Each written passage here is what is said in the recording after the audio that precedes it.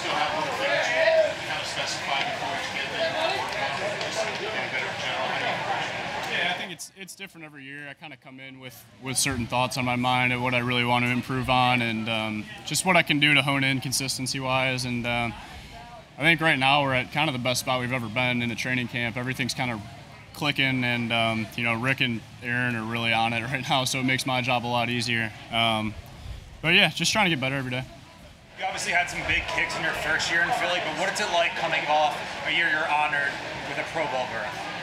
Yeah, that's a tough question. I don't honestly feel any different about it. I think those are some things that I'll look back on towards the end of my career maybe and really acknowledge those for how special they were. But right now, I don't really feel much of that, and just trying to continue what I'm doing. Can you repeat the start of that? I'm sorry. Just Arryn, the punter, just what he's done a lot of things physically and just looking for that consistency. Yeah. What have you seen from him this camp?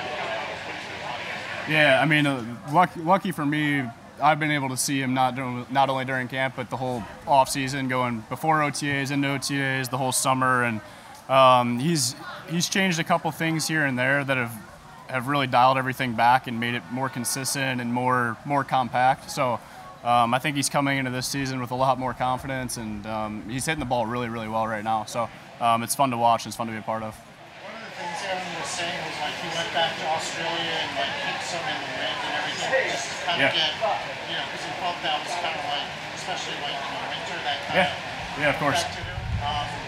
You noticed that? Like, did you talk to him much about like the winds here and things like that? Yeah, I think for him going back home, he was able to go back and kind of work with the coach that he's worked with his whole life. So he went back and he was able to get a couple things from him, and like you said, working in the wind and just making everything more compact. It makes it easier on himself. So he's done a really good job with it, and he's carried it over to training camp.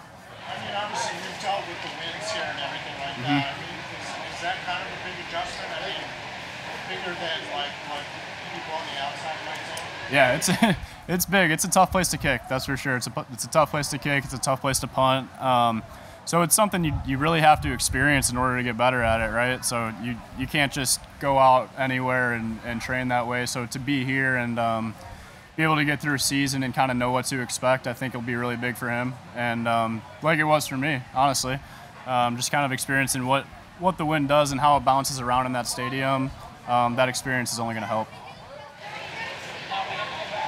As for you, I know last season you said after the previous season you kind of like looked at everything as far as your kicking was concerned, and obviously you had a great year last year. I mean, did you kind of do the same thing as you did last offseason? Yeah, pretty much same thing, same timetable, everything. I was hitting the ball pretty well early in the year, but going through the offseason, you always are trying to find really nitpicky things, and how can I make this thing a little bit more consistent, a little bit smoother?